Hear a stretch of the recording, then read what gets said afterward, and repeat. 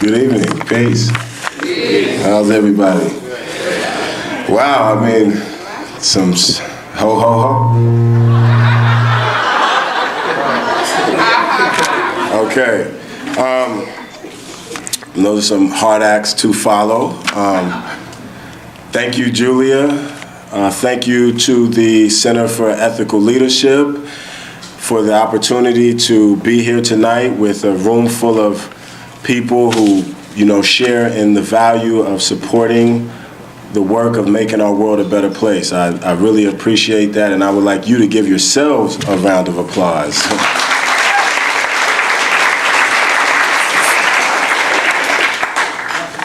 How many people changed clothes 3 times today? Right? Had an umbrella, you had shorts on, flip-flop, right? And those schizophrenic weather days for Seattle. So I was asked to, share some information or share stories. I mean, that was powerful, the power of stories. I really have been learning what that is and the power of that over the few years. I grew up with a consummate storyteller. I mean, he tells stories, sometimes the same story. I guess that's when you get up, but it's good. And I've been trying to learn to become a better storyteller as my father myself. So, who am I? I would consider myself a 3rd-generation community builder in the Africatown Central District community of Seattle. My grandfather migrated here in the 40s around World War II, like many African Americans, kind of refugees from the transatlantic slave trade that were leaving the southern plantation economy looking for better opportunities in the north. And he came here and was able to make progress and establish his family and bring other members of his family. He was the first African-American electrical engineer in the Northwest area, and he became a co-founder of the first African-American bank west of the Mississippi. And the bank is actually Liberty Bank, and is going to be nominated to the Minority History Museum next month. I just found out, got an email yesterday, so that's pretty exciting.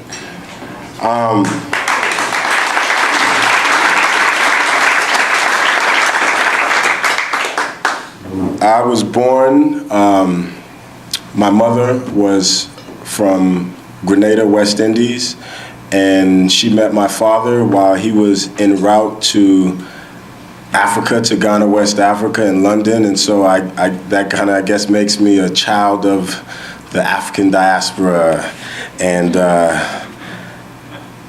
my father, who is here tonight, and I appreciate all of our community that's coming out to share this moment with me tonight, there's a lot of stories I could tell about him and his work. I mean, I don't think I had a choice in this matter of, I kind of just inherited a lot of it. I tell people I'm on my 5th mayor, engagement. Charlie Royer was the first mayor that I engaged with. I'm on my 5th superintendent. I think Bill Kendrick was the first as far as engaging through community advocacy. And people are like, how old are you? I'm like, I blame it on that guy. And so I grew up being present in community spaces where people were working for community empowerment, giving their time, sacrificing, and it's like that's all I ever knew. And also people who are considered marginalized, being able to express their power and take their place in terms of shaping the world in the way that they should, that they want it to be, just like anyone else. I think that is a privilege that we all have, but some of us are not as aware of it. And so I'm fortunate to have grown up looking up to models that were doing that work. As I grew up, just an example, when I was 8 years old, I was a part of the occupation of Coleman School, which is now an African American museum here in Seattle, and that was a long struggle. And so these are the things that I lived through, and I'm appreciative of those opportunities that I was blessed with. Just by a show of hands, how many people have someone who they grew up with or in their family that is incarcerated? How many people had someone who they grew up with that was killed by an act of violence while you were still an adolescent or teenager? So as I was thinking about stories and things that helped shape me as who I am and why do I have a passion around certain work, I was going through some pictures. And so I found one you can't see here, but this one is when I was about 11 years old playing Little League Baseball, and it's a couple of my friends, and Jason Price is in this picture, Mikey Wiley, who was our left-handed pitcher, and Bobby Mitchell, who was our center on our football team. And Bobby passed when we were in high school, and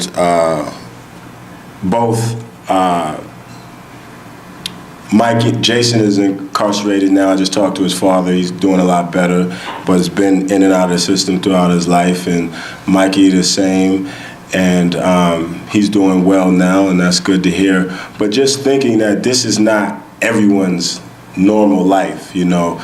I was in 6th grade at Washington Middle School when I lost my first peer, Ezra Fowler, who was an 8th grader who was like my big brother in the school, and he was killed the year I was in 6th grade, you know. And so growing up around these type of experiences, and as I got older and began to work in the community and understand that we begin to normalize, these things become normal as our experience in our community, and these things are not really normal. I mean, particularly in an environment like Seattle, which is a very wealthy, we don't have any abject poverty here. We don't have real projects. It's funny when people used to come, my friends or people, when they come to Seattle and they say, you know, take me to your projects. And we, you know, project meaning public housing development, and we take them and we show them like what, Rainier Vista. They're like, huh? Right? And so it was just interesting that we still had these same problems in our community. And, you know, I graduated from Garfield High School. Was there a Bush table here?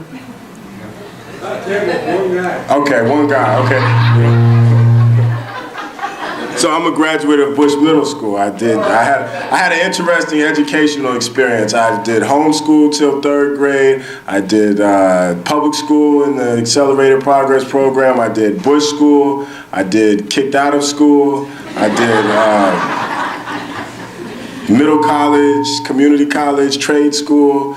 And then I graduated from Garfield High School, and Bulldogs. There we go. Okay, so we got Bush Blazers and Garfield, but you see what you see the state champions, right? 2014. About that action, right? Yeah. So when I graduated from high school, I moved to New York City, and when I was in high school, I got involved in hip. I mean, I really got involved in hip hop as a young. The breakdancing rap, 1984. Beat Street came out, and that's what we used to do in our neighborhood. We used to breakdance for money, for change, and make money breakdancing. And so as I grew, I became more involved in the hip hop. And when I graduated from high school and I moved to New York to go to school, I ended up getting more involved in the hip hop and entertainment industry. And then when I came back to Seattle and got involved in community work again in youth, I was able to merge these two interests and begin to meet young people at their interests and use that as a platform to expose them to the variety of career opportunities and business opportunities related to the music. And as Julia mentioned, in 2008, Seattle had a lot of high-profile violence that was in the media, and one of the young people who I knew and was working with, and his mother is here, Liz Ali, is Perry P.J. Henderson. And he was one of many young, very bright, brilliant young people that, met this tragic death before their time in my mind, And so while all these things, and that was one of many just in that year, and at the same time, there was so much messaging around hope and change because it was the first campaign of Barack Obama, and the cliche, I guess we could say, be the change that you wish to see. And we wanted to have a tangible example of that in our community.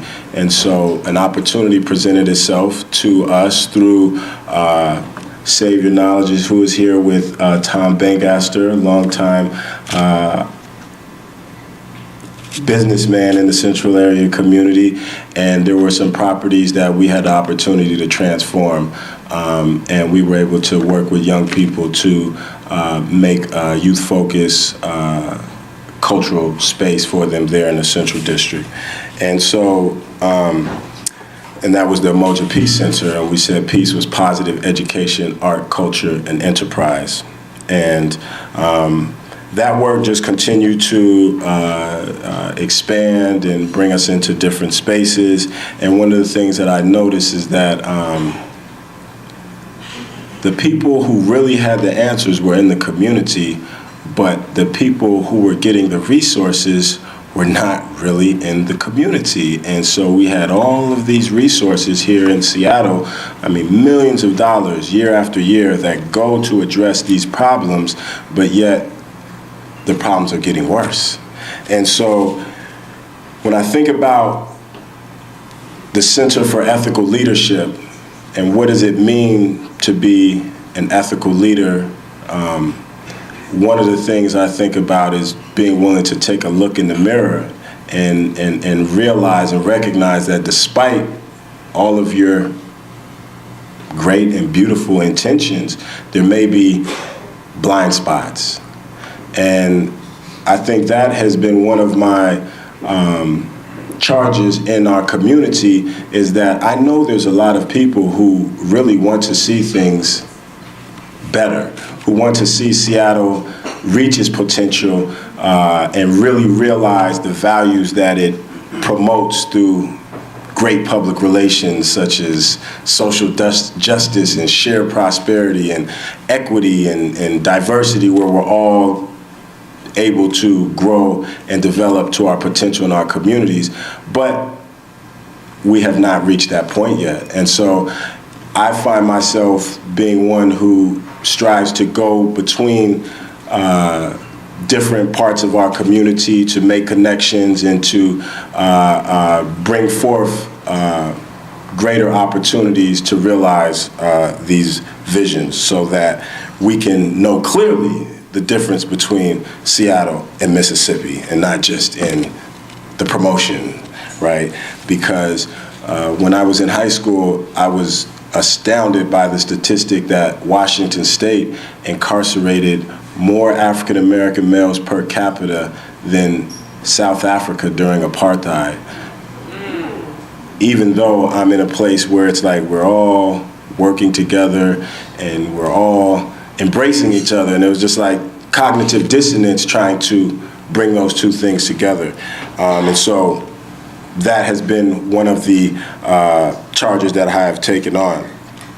And when we look at the community that that I grew up in, being uprooted and people being displaced and not having a place in Seattle's future, I think that all of us that value everyone's contributions and everyone's presence and having a diverse social fabric should recognize the alarm and really understand that we have to have serious, intentional work to get us to the promised land.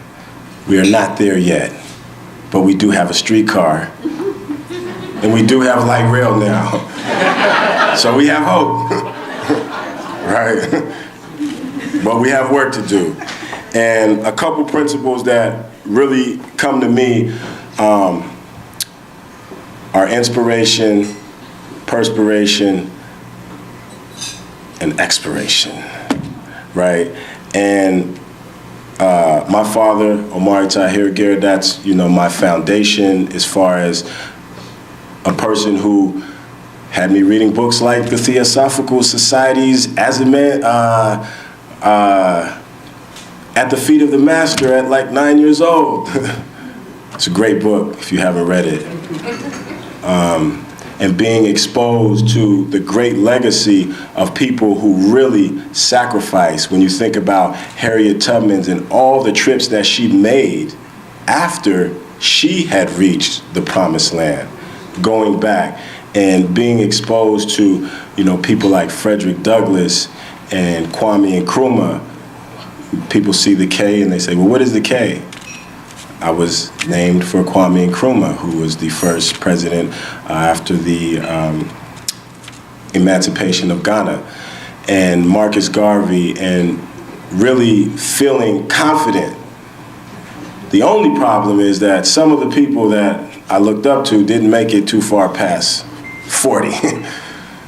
I'm 37 now, so I'm gonna need you guys to help me. Gotta watch my back, right? And as I got a little older and came into my teens and young adulthood, I was embraced by the community of the 5% Nation of Gods and Earths, who always lifted me up and told me that I could be as great as anyone that existed, and that all the power in the world exists, within us. All the things that we see around us, below us, and above us have their beginnings within us, and that we just have to tap into our internal power. And these men in the community, they didn't do it for accolades. They didn't do it for a paycheck. When we talk about ethical leadership, they did it just to make a difference in the lives of young people. And that really, those are the primary forces that have inspired me. And out of that, I've taken the lesson that the greatest thing that we can do is inspire someone else and inspire others, because none of us is greater than all of us. No one of us is greater than all of us. And we can't do it by ourselves. I don't care how brilliant you are, right? And so inspiration is the greatest thing that we can leave behind, because we're all going to expire. We all have an expiration date as far as in this form. But if we can align ourselves with powerful ideas and be a vessel for those ideas to reach other people, then we live on through that work, through that laughter, through, Bill Grace. He still lives on every time this event is happening and people come together. And perspiration, we have to be willing to sweat. We can't just think about it, read about it, talk about it. How many people break a sweat when they talk? Right? It's pretty easy. I mean, it doesn't require as much energy. But not only be willing to, get our hands dirty, but to be under pressure, to be uncomfortable. Because to change, to grow, it takes there's gonna be some pain. Sometimes you're gonna have to go through some hell to get to what's right. But if you love it enough, you can persevere through that. And I'd like to share a quick story that I like to share with young people, and it's about the butterfly and the caterpillar. And the caterpillar asks, how do you become a beautiful butterfly? And the answer was, you have to die to become a butterfly. The caterpillar must die to become the butterfly, but not die in the sense of, we'll never see you again. but we won't see you again in that form. And so, perspiration. We have to be willing to be uncomfortable, experience temporary pain to have long-term change. And 12 men, women in the house, 12s, are there 12s in the house? 12s are in the house, right? Sweat, perspiration, about that action. There are no magic wands in our world. There are our heads, our heart, and our hands. So I hope that in closing, I can say we have great opportunities before us, but as one of my mentors always says, the harvest is plentiful, but the laborers are few.